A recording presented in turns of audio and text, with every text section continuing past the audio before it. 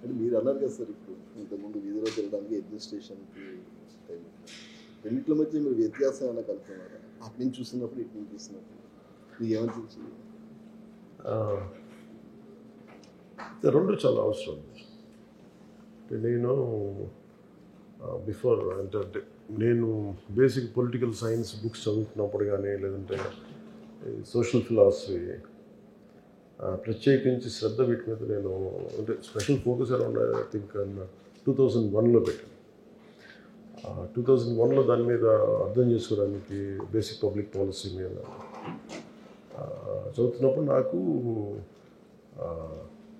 హెర్నాండో D Soto అని మన Peruvian economist, అదేంటంటే ఆయన రాసిన పుస్తకం ఉంది. దాంట్లో నాకు ప్రేరణ ఏంటంటే, నీకు ఏదైనా పెరువియన్ ఎకానమీ చాలా గందరగోళంగా ఉండింది ఆ టైంలో. అది తీసుకున్నది లోపల హెర్నాండో డి సోటో అని బుక్ ఉండొచ్చు, పేరు మర్చిపోయినది, గుర్తొస్తాను. అంటే దాంట్లో ఏముండదంటే, నేను చదువుతున్నప్పుడు అంటే I want understand politics. So చాలా పుస్తకాలు కొనుక్కొని కొంతమంది ఉస్మానియా యూనివర్సిటీలో నా ఫ్రెండ్స్, కొంతమంది సీనియర్స్, బయట ఉద్యోగులు, వాళ్ళందరూ నాకు చాలా పుస్తకాలు, ఆ పుస్తకం ఒకటి ఇచ్చారు. మన ప్రమోద్ అని తన ఫ్రెండ్, ఆయన ఇచ్చిన బుక్ అనమాట, ద అదర్ పాత్. సో దాంట్లో నాకు తీసుకున్న సారాంశం ఏంటంటే, ఆ టైంలో షైనింగ్ పాత్ గెరిల్లాస్ ఉండి యువతంతా మావోయిస్ట్ మూమెంట్స్కి వెళ్ళిపోయేవాళ్ళు. ప్రత్యర్థుల్ని ఎదురు తిరిగితే ఈ టిపికల్ అటు వాళ్ళ తెగల గొడవలు ఎలా మన దీని ఏమంటుంది స్కాల్ప్ కోసేసేవారు. అంటే అంత extreme Maoist violence inflicted country ఆ టైంలో 80sలో. సో ఫ్యూజిమోరో వచ్చినప్పుడు ప్రెసిడెంట్గా ఆయన్ని ఎవరినో హైర్ చేస్తే, institute of Liberty and democracy వాళ్ళని హైర్ చేస్తే, వాళ్ళు చెప్పింది ఏంటంటే మొత్తం నెంబర్ ఆఫ్ జీఓస్ కానీ అడ్మినిస్ట్రేటివ్ ఫెయిల్యూర్స్ అన్నీ మాట్లాడితే, ఒక పెళ్లి కావాలి, ఒక సర్టిఫికేట్ కావాలి, ఒక డ్రైవింగ్ లైసెన్స్ కావాలి, ఏమి చేద్దాం అనుకున్నా ఇన్ని రోజులు పట్టేస్తుంది, మ్యారేజ్ సర్టిఫికేట్ కావాలి ఇన్ని రోజులు పట్టేస్తుంది, ఇవన్నీ ఉంటాయి. దీనికి సింప్లిఫై చేయాలంటే ఏంటంటే, best thing is to go and reach out to people. So the went to people. ఎందుకు నాకు ఆ పుస్తకం మొత్తం నాకు ఆ వాక్యం చాలా బలంగా పట్టుకుంది. అంటే పరిష్కారాలు ఆఫీసులో కూర్చొని ఎతకలే, ఆఫీసులో కూర్చొని కొద్ది కన్ఫ్యూషన్ ఎక్కువైపోద్ది, ప్రజల్లోకి వెళ్ళాలి. అది నాకు అది ఫస్ట్ లెసన్ అయింది. సో నేను అందుకని ఎక్కువ వెళ్ళటం వల్ల అడ్మినిస్ట్రేటివ్ లాంగ్వేజ్ తెలియకపోవచ్చాను, కానీ మన ఎన్ని అడ్మినిస్ట్రేటివ్ లాంగ్వేజ్ మనం ఎంత కోడెడ్గా రాసుకున్నా, దానికి ఎన్ని పేర్లు పెట్టుకున్నా, the purpose of any act is to use little వాళ్ళ జీవితాన్ని కొంచెం సమాధానాలు ఇవ్వడం, లేకపోతే కొంచెం బరువు తగ్గించడం, సమస్య పరిష్కారం ఇవ్వడం. సో నాకేమనిపించిందంటే, నాకు రెండు హెల్ప్ అయ్యింది. అది నేను ప్రజల్లోకి వెళ్ళి ప్రతి సమస్యను అర్థం చేసుకోవటం వల్ల దాని బ్యూరోక్రాటిక్ లాంగ్వేజ్, లీగల్ లాంగ్వేజ్ నేను ఈ రివ్యూ మీటింగ్స్లో నేర్చుకున్నాను. That's what I can say. నెలకోసారి జిల్లాకి వెళ్తాం అంటే ఇప్పుడు ఏమైందంటే సార్, నాకు ఫర్ జీవితం చాలా గొప్ప అవకాశం వచ్చింది. We have struggle. గత కొన్ని సంవత్సరాలుగా దాదాపు నాకు సంబంధించి ప్రత్యేకించి 2008 నుంచి నేను ఈ పొలిటికల్ ప్రాసెస్లో ఉన్నాను. 2014 నుంచి I initiated a political party. దాదాపు నాకు 1.5 డికేడ్ తెలుసు తెలియకుండాను నా జీవితం అయిపోయింది.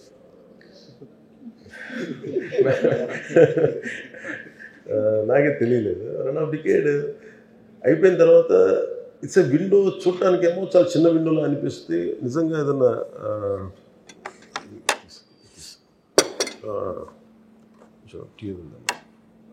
ఏదన్నా నేర్చుకోగలిగినట్టు దీన్ని సద్వినియోగం చేసుకోగలిగితే మటుకు చాలా గొప్ప అవకాశం. టైము మన ఏమంటుంది కరిగిపోతుంది, తిరిగి రాదు. పోయిన ప్రతి సెకండ్ తిరిగి రాదు కదా. నాకు ఈ 6 నెలలు వచ్చిన తర్వాత సమయం సరిపోవట్లేదు. అంటే నేర్చుకోవడానికి సమయం పడుతూ ఉంది. పరిష్కారాలు ఎత్తికే లోపు ఇంకా 100 పిటిషన్లు వస్తాయి. ఈ చూసుకుని పవర్కి అంటే వచ్చేసిన తర్వాత ప్రతి సమస్యకి ఒక పరిష్కారం ఉంటుంది. పాపం నిజంగా చాలా ఆశించి వస్తారు. ఎవరు కూడా సే నో మోటివేషన్తో చాలామంది ఉన్నారు పాపం చేయడానికి అఫీషియల్స్. వీళ్ళందరినీ కోఆర్డినేట్ చేసి నాకు అనిపించింది ఏంటంటే క్యాబినెట్ మీటింగ్స్లో ముఖ్యమంత్రి గారు చెప్పే పరిస్థితులు కానీ ఏం లేదు. We need a good motivated leaders. నాకు అప్పుడు తిరగడం వల్ల నాకు ఏమనిపించిందంటే మళ్ళీ ఇప్పుడు సపోజ్ మనకి ఇసుక ఇష్యూస్ కానీ అంటే అంటే we want to give we are committed to give a very good governance, very clean governance, accountable governance. So ఎంత ఇక్కడ కూర్చున్నా కానీ ఆఫీసులో కూర్చున్నా కానీ క్షేత్రస్థాయి పర్యటనలు చేస్తే వచ్చే శక్తి వేరు. సో నాకేమనిపించింది మన ఎస్పెషల్లీ నేను పంచాయతీ రాజ్ తీసుకున్నప్పుడు 70% మనది అగ్రేరియన్ సొసైటీ కాబట్టి పంచాయతీ మీదే ఎక్కువ ఆధారపడి ఎక్కువ జనం కూడా పంచాయతీల్లోనే ఉంటారు. డెవలప్మెంట్ అంతా పంచాయతీల్లో ఉంటాయి. సో నాకు అది ఒక వరంగా భావించాను. సో నేను వెళ్ళి చూద్దామని మాట్లాడుతున్నప్పుడు నాకు అనిపించింది ఏంటంటే దాని నుంచి అంటే నెక్స్ట్ లెవెల్కి ఏమనిపించిందంటే ఇదే camp office make shift camp office లాగా పెట్టుకోవాలి. I want to visit each and every district. అంటే ఉదాహరణకి మన కడప వెళ్ళాను. మన కడప ఇదివరకు కార్యకర్తల కోసం వెళ్ళేవాళ్ళం, లేదంటే ఏదైనా సమస్య ఉందని వెళ్ళేవాళ్ళం. ఇప్పుడు పని చేసుకుంటున్న ఆఫీషియల్స్ మీద దాడి జరిగితే నాకు మొట్టమొదటిసారి నాకు అనిపించింది ఇంటూరా అదేంటది మన గాలివీడు మన కడప జిల్లా రాయచోటి గాలివీడు మండలంకి వెళ్తే అన్నమయ్య జిల్లాలో గాలివీడు మండలంకి వెళ్తే అంటే జనరల్గా ఏముంటుందంటే పర్సెప్షను అక్కడెక్కడ ఉంటారంటే కన్సర్న్ మినిస్టర్ వాళ్ళు ఇక్కడ దాకా వస్తారు అని స్థానిక నాయకులకి ఒక ఇది ఉండదు, నిర్లక్ష్యం ఉండదు. అది నేను బ్రేక్ చేయడానికి అది చిన్న ఏ స్థాయి ఉద్యోగం కాదు కానీ అంతకంటే చిన్న ఉద్యోగం క్లాస్ 4 ఉద్యోగం జరిగినా కానీ ఆ స్పందన అలాగే ఉండేదేమో అని అనిపిస్తున్నాను. సో నాకేంటంటే మేము ఉన్న very clear cut message to people. మేము ప్రో డెవలప్మెంట్ మీద ఉన్నాం. దీనికి ఎవరు అడ్డం చేసినా కానీ ఎవరు అడ్డంకులు కలిగించినా will be very strong. That మీరు అందరూ కొన్నిసార్లు రాలేరు. కొన్ని క్షేత్రస్థాయిలో ఒకసారి ఏమైపోద్దంటే దూరంగా ఉండిపోయి ఆ మైక్రో లెవెల్లో ఉన్న సమస్యలు అర్థం కావు. ఒకసారి ఎంతసేపు అధికారులు చెప్పిందో లేదంటే 3rd 4th పర్సన్ వ్యక్తులు చెప్పింది అర్థం అవుతుంది. కానీ ఒకసారి మనం ప్రత్యేకించి ఉదాహరణకి నేను మొన్న అరకు మన ఏజెన్సీ ప్రాంతాలకు వెళ్తే నేను చెప్పులు వేసుకుని నడుస్తున్నాను. ఆ వర్షంలో కూరుకుపోయి చెప్పులు రావట్లే, బయటికి ఇరుక్కుపోయి మళ్ళీ ఇంకా చెప్పులు వదిలేసి వచ్చింది. వదిలిచి నడుస్తున్నప్పుడు ఒకవైపు సరైనగా లేవు. అంటే మీరు చూడాలంటే మామూలుగా మనం నడవడానికి ఇబ్బంది పడుతుంది. మీకు తెలుసు కదా ఎలాంటివి ఉంటాయి. అలాంటి శుభ్రత అంటే నేను ఉద్దేశం అంటే బహిర్భూమికి కూడా అక్కడికి వెళ్ళే పరిస్థితులు ఉన్నాయి. అంటే వాటన్నిటి మధ్యలో ఈ అనుభవం నాయకుడికి చాలా అవసరం. ఒక లీడ్ చేసే వ్యక్తికి చాలా చాలా అవసరం అనిపించింది.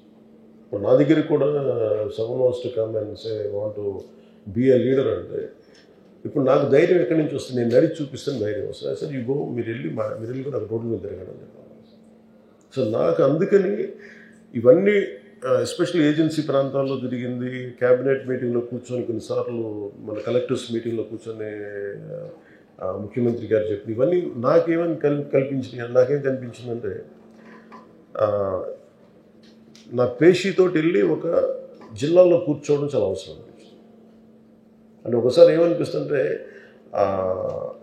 అక్కడ క్షేత్రస్థాయిలో పర్యటన ఎలా ఉన్నా అంటే మన ఊరిలో విజయనగరం మన ఏజెన్సీ ప్రాంతంలో విజయనగరం దగ్గర ఆపారు కొంతమంది యువత. ఆ కన్నా మా రోడ్లో క్వాలిటీ లేదు, స్థానికంగా ఉండే సర్పంచ్లు కానీ వీళ్ళు కానీ సరిగ్గా క్వాలిటీ రోడ్స్ వేయట్లేదు, నువ్వు ఒకసారి వచ్చి చూడు. నేను ప్రతిసారి రోడ్డు మీద ఏదో పని మీద అంత తిరగడం కాకుండా అక్కడ స్టేషన్ అయ్యి అక్కడ ఒక బస్ చేసి ఒక మేక్ షిఫ్ట్ క్యాంప్ ఆఫీస్తో పెట్టుకొని అక్కడ కనుకుంటే ప్రజలకి సమస్యలు మనం అర్థం చేసుకునే విధానం వేరు ఉంటుంది. 2 పరిష్కారం వెతకగలం. ఒకసారి అధికారులు కూడా కొంత మోటివేషన్ ఉంటుంది. వాళ్ళకు కూడా మనం ఇంత దూరం వచ్చామంటే వాళ్ళు కూడా మోటివేషన్ తోటి నేను ఎక్కువ పని చేసే అవకాశాలు ఉంటాయి. అలాగే we can make people officials more accountable. That is one reason వెళ్ళటానికి. 15 రోజులకు ఒకసారి. అంటే నేనేమనుకున్నానంటే సార్, కనీసం ఒక 14 రోజులు ఇలాంటి జిల్లా పర్యటనలో ఉండాలి మేము. కనీసం 14 రోజులు ఉండాలి. బాగుంది. అది అది ఒక జిల్లాలా 2 జిల్లాలా ఎలా అనేది కొంచెం నేను నాతో పాటు చాలామంది కదలాలి కదా, సెక్యూరిటీ ఒకటి చూసుకోవాలి. అంటే నా ఒక్కడికి సౌకర్యం కాదు కదా, ఇంతమంది నాతో కూడా ఒక 150-200 మంది ఉంటారు. వాళ్ళందరి బస్సు తిండి ఏర్పాట్లు, వసతి ఏర్పాట్లు ఇవన్నీ కూడా కొంచెం ఒక జిల్లా ఒక వారం రోజులు ఇదండి. జిల్లాలో ఎన్ని రోజులు ఉంటారు? ఒక జిల్లా ఒక వారం అట్లా. అంటే నిన్న డిస్కషన్లో మేము అందరూ కూర్చొని ఇబ్బంది పెట్టకూడదని ఉన్నాం.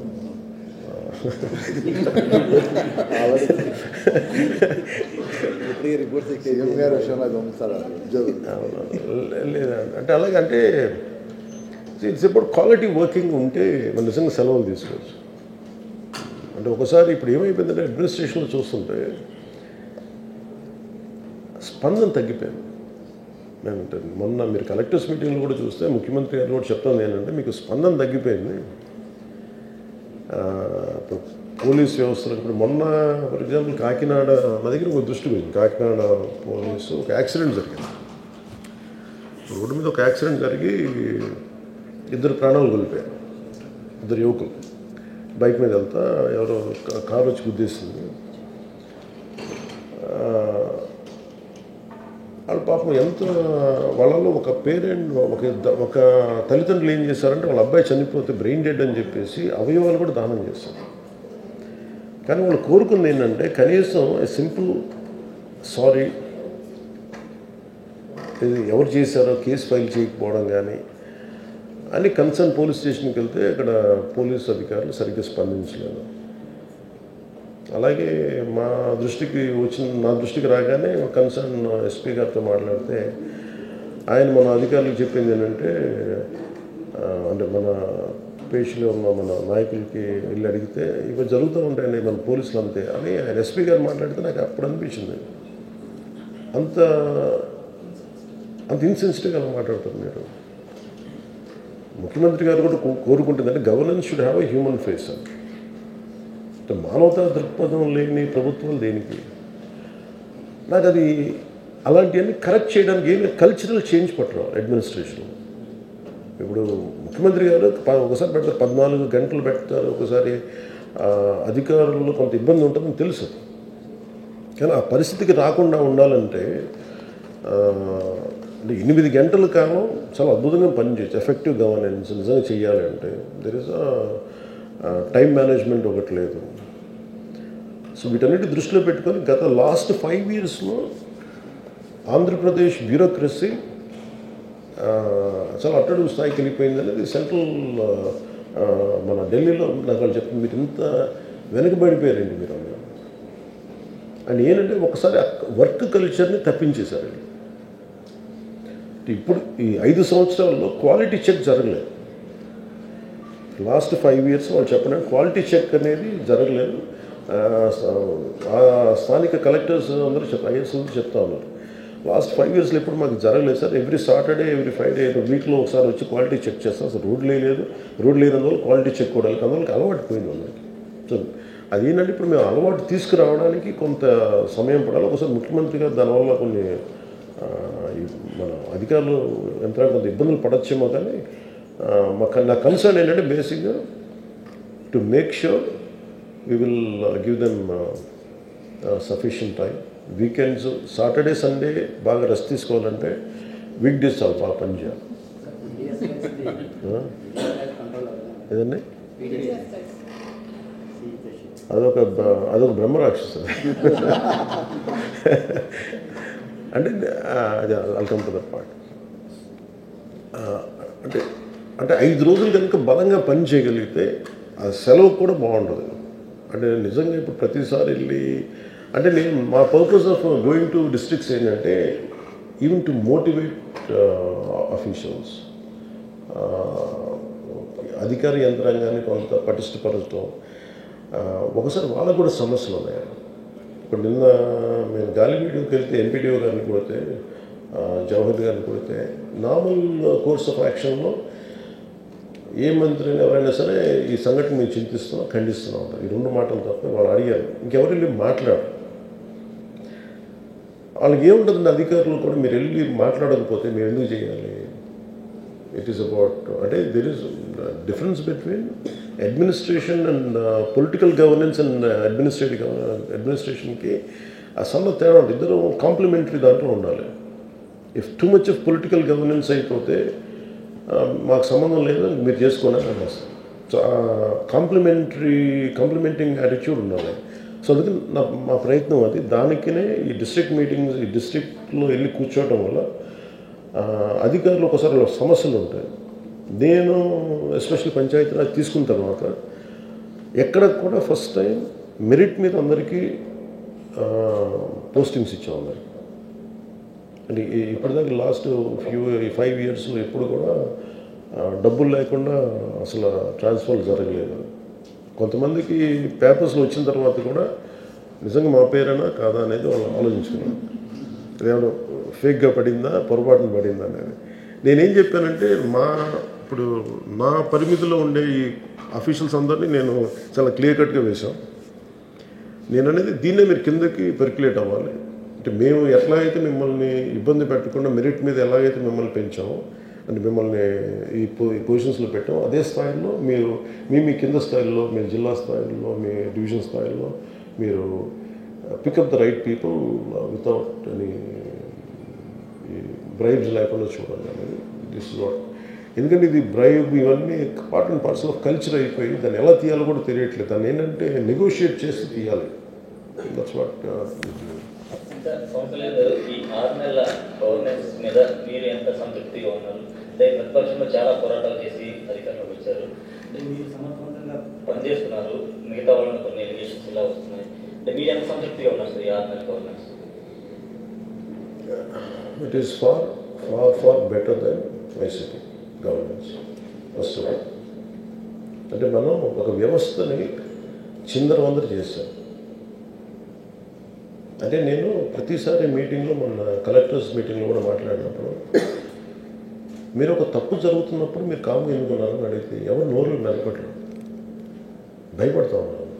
దేనికంటే నాకు వచ్చిన ఫీడ్బ్యాక్ ఏంటంటే, మేమేం చేస్తాం, మేము అధికారులం కదా, మేమేం చేయగలం మేము అంటే.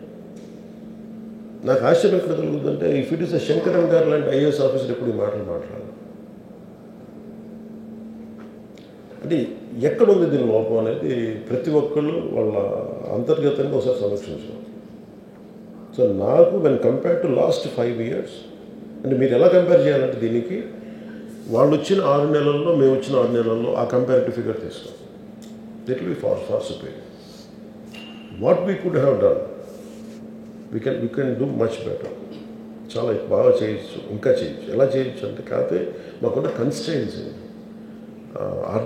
ఆర్థికపరమైన కన్స్ట్రెయింట్స్ ఉన్నాయి. వర్క్ కల్చర్ని చంపేశారు. ఈ 2 ప్రధానమైపోయాయి. అండ్ పీపుల్స్ ఎక్స్పెక్టేషన్స్ స్కై హైగా ఉన్నాయి. ఈ వర్క్ కల్చర్ని చంపేశారు. వర్క్ కల్చర్ అంటే పనిచేసే సంస్కృతిని చంపేశారు. అలాగే ఆర్థికంగా అందరినీ రాష్ట్రం నలిపేశారు. సో వీటన్నిటి వీటి మధ్యలో మేము ఇక్కడ తీసుకున్నామంటే, అంటే నెలకి రాగానే ఫస్ట్ జీతాలు ఇస్తున్నాం. అలాగే మనకి ఈ పెన్షన్స్ కానీ ఇవన్నీ టైంకి ఇవ్వగలుగుతున్నాం. అండ్ మనం కరెక్షన్ స్టార్ట్ చేస్తాం. సివిల్ సప్లైస్ చాలా కుంభకోణాలు బయటికి తీస్తాం. నెంబర్ ఆఫ్ వైట్ పేపర్స్ తీసుకురాగలిగాం. కుంభకోణాలు బయట పెట్టాం, స్కామ్స్ బయట పెట్టాం. వీటికి తగ్గ విధి విధానాలు ఎలా, పనిష్మెంట్స్ ఎలా ఉండాలి, maybe in course of time well compare to that. I think మీరు వైసీపీ 6 నెలలు, ఈ 6 నెలలు తీసుకుంటే ఇది ఆకాశానికి భూమికినంత తేడా ఉంటుంది.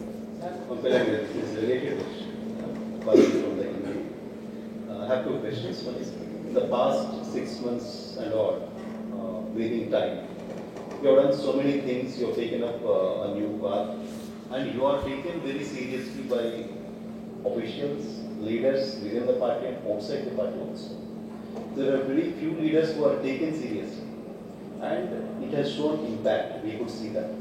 And what's your plan for the coming year, for the new year? What do you want to do broadly? What's your plan? What do you want to take up? My commitment to people, right from the reason why I entered into politics is to serve. To be the voice of the voiceless. That was my intention, and that is my intention, and that will be my intention all through my life.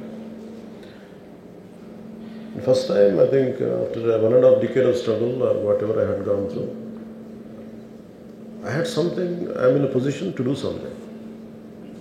And I want to be very clear and meticulous about it.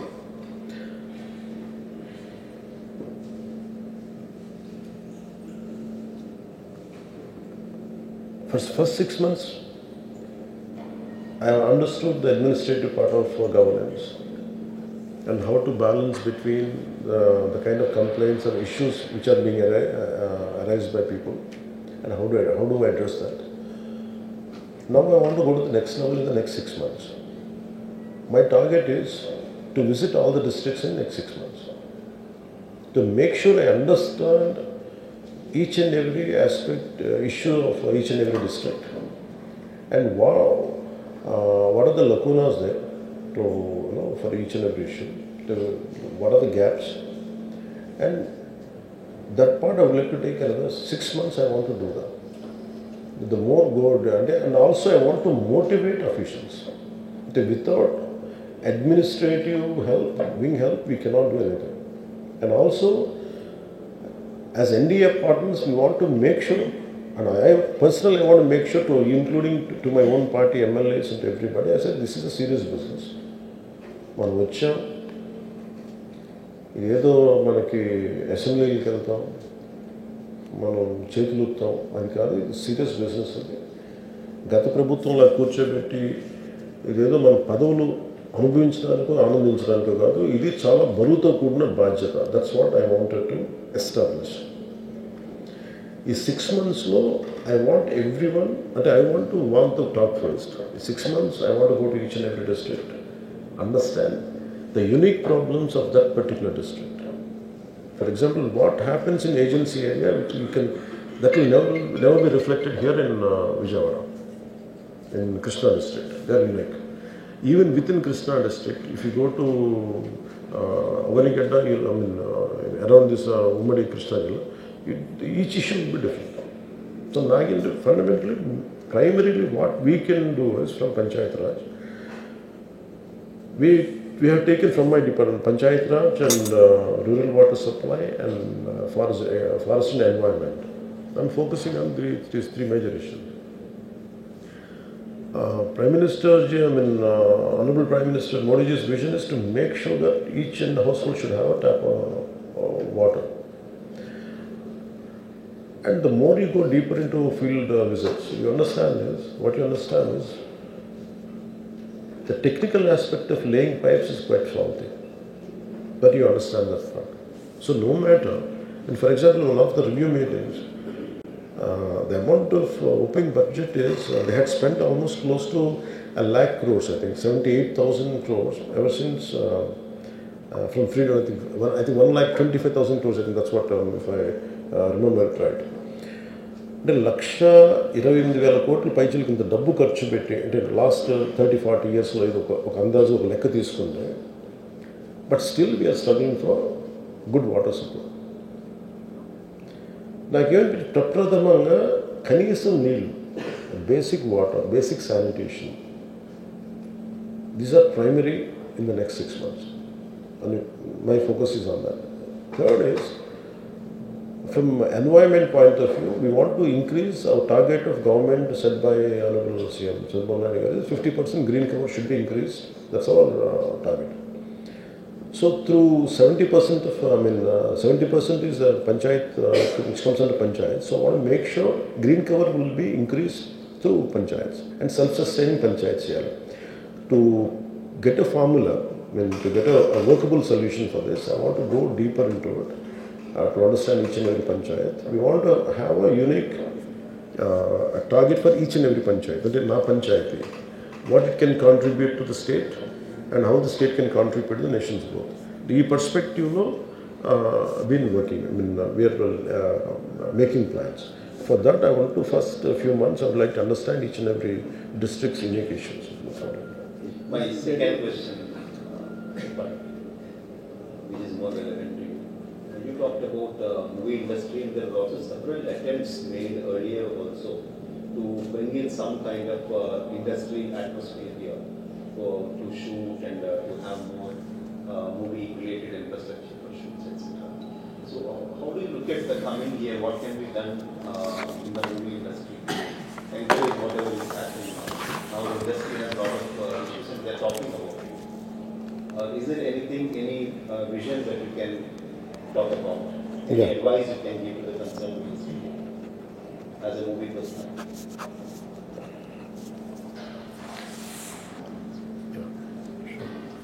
Movie regarding movie ఇండస్ట్రీకి సంబంధించినంత వరకు so this is a soft power any అంటే how I look at movie industry is it is a story, an industry which has a storytelling capacity. Even to do an election, you need a story. You need a small movie or a little story is needed. Basically, movie industry is all about it will sell the stories, and which is an intrinsic part of our life. The mammekame untadi. Problem in industry ki,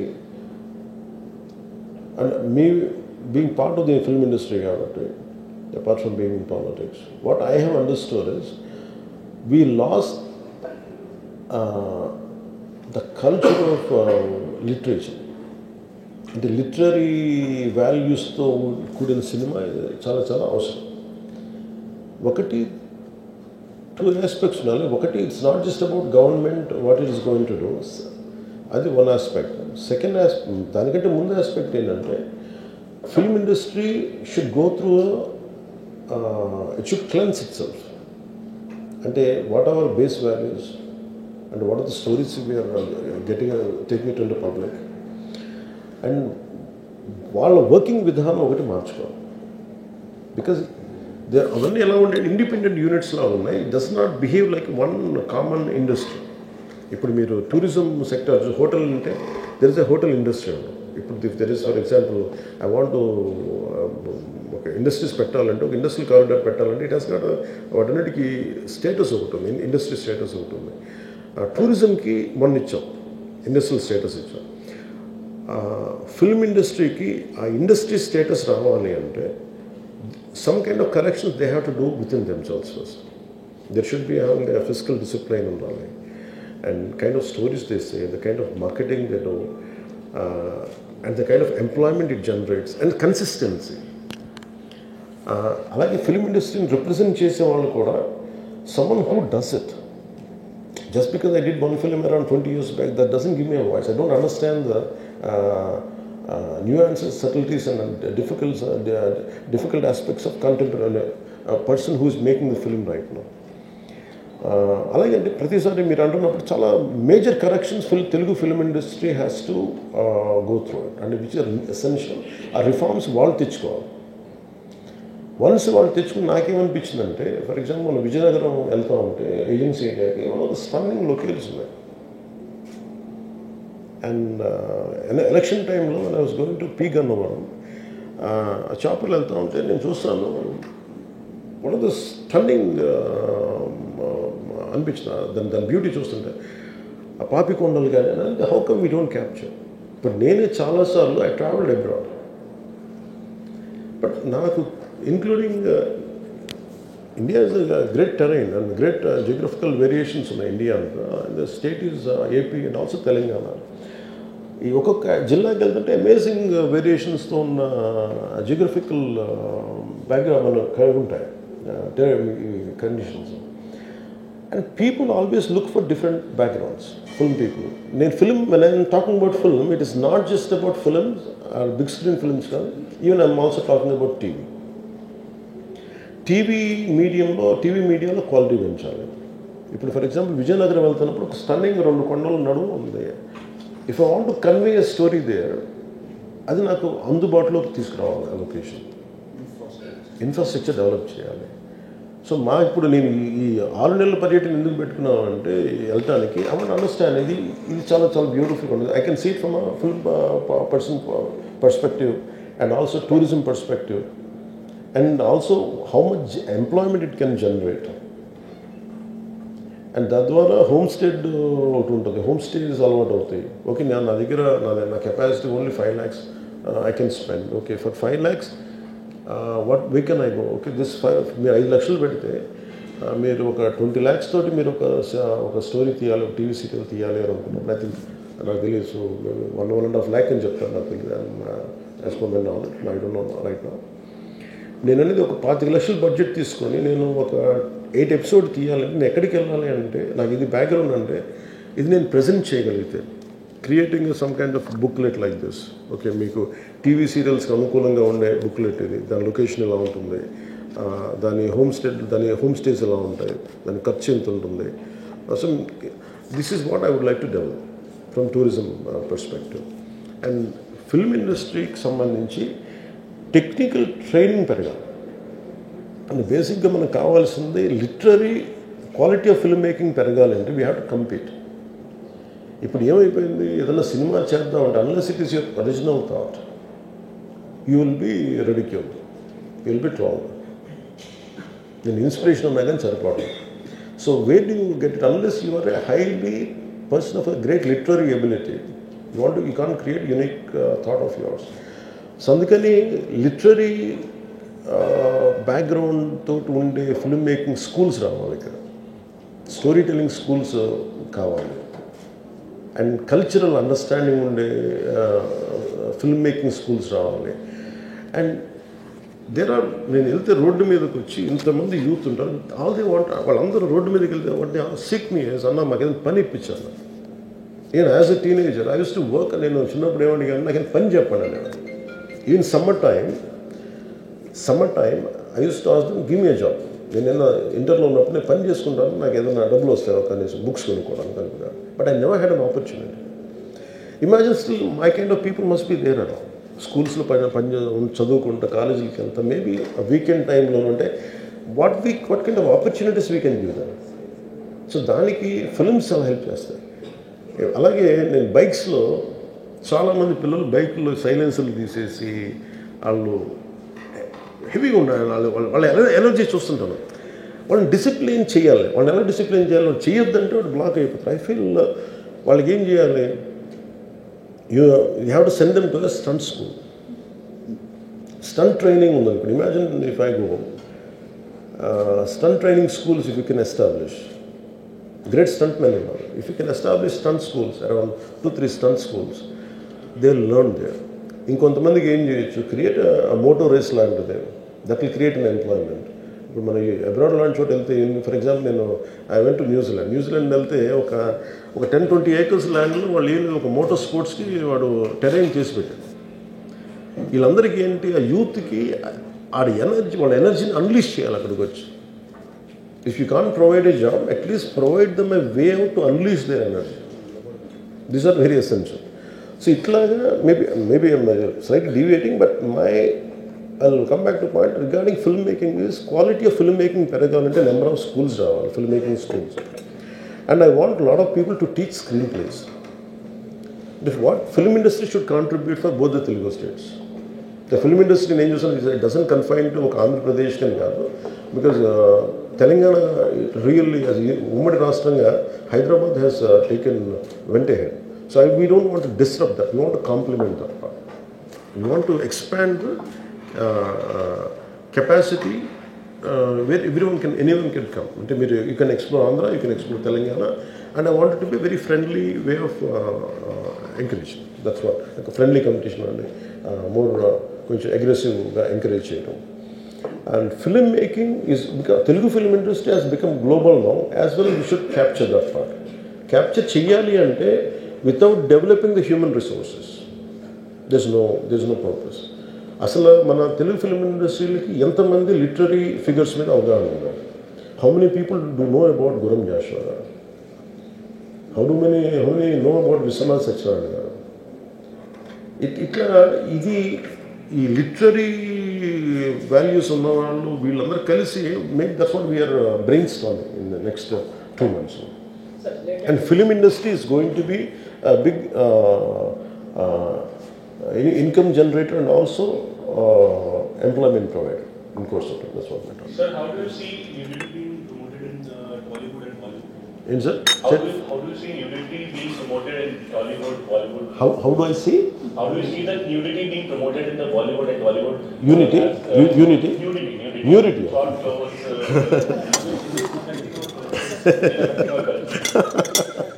OTT platform. OTT platform. Okay. You have no control over it. No.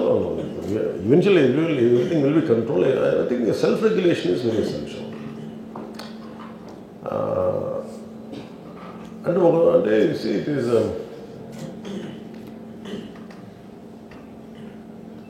too much of ugliness has opened up. That's what I can say. And books, you go to a library, you have everything.